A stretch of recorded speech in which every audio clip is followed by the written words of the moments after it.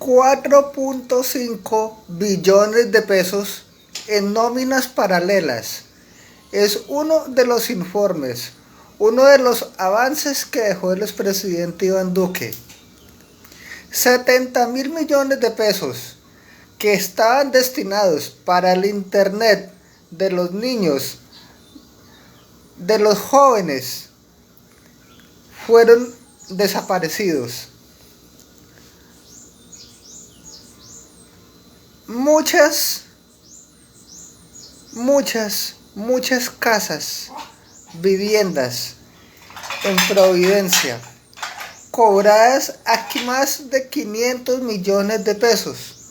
Son solamente algunos de los datos que tenemos sobre la grandeza de las cuentas entregadas por Iván Duque.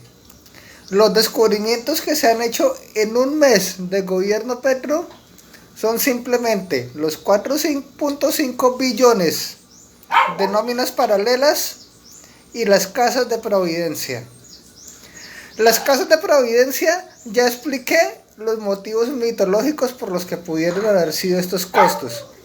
Los billoncitos de pesos que representan en nóminas paralelas aún no he podido encontrar una justificación, pero supongo que la deben tener y sobre todo sigo insistiendo. Los medios regionales siguen ocultando algunas cosas y no sé por qué. Es necesario acudir a esta información. Estoy dispuesto a darla dentro de mi derecho a la réplica, dentro de mi derecho a la oposición, dentro de mi derecho a muchas cosas. Estoy también en mi derecho en informar las cosas bien informadas. La libertad de prensa, el derecho a la buena información, ¿verdad? Entonces, estamos comparando y estamos diciendo que estos 4.5 billoncitos de pesos no son nada comparados con los errores que comete Horacio Márquez cuando habla, ¿sí? O sea, no, esos 4.5 billones no representan nada.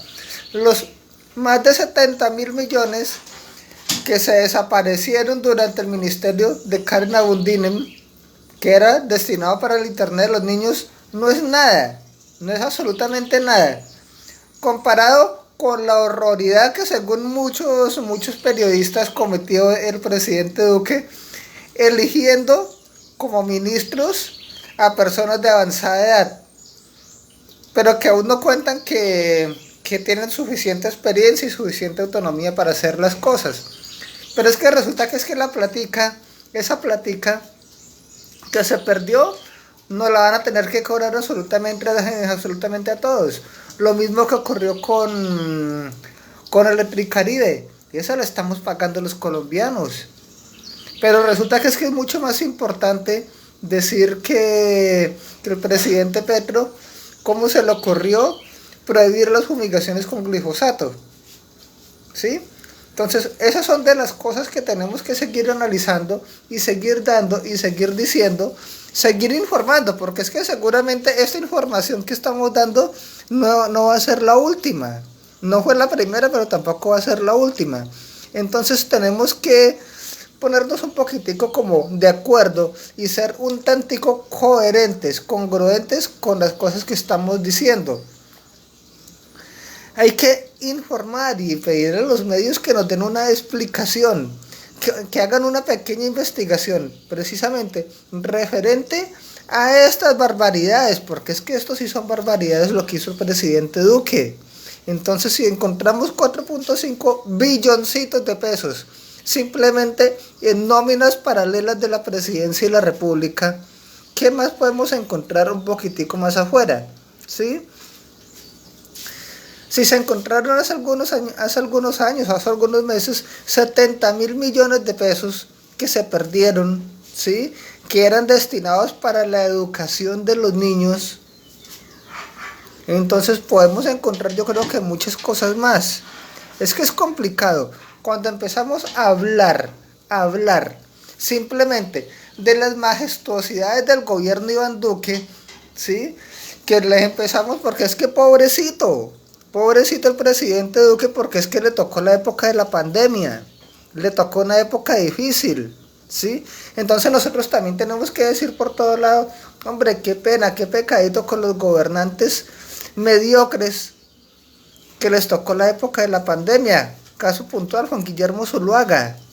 Pobrecito, qué pecadito. Le tocó la época de la pandemia. Infortunadamente no se pudo hacer absolutamente nada en el departamento del Meta porque es que fue una época de pandemia. Entonces las cosas fueron bien complicaditas para el pobre señor gobernador.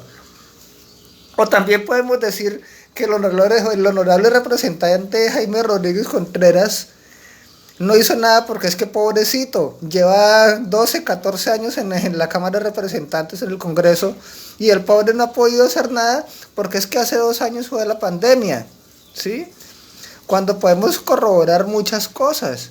Primero la ineptitud de Jaime Rodríguez Contreras siendo representante de la Cámara del Departamento del Meta.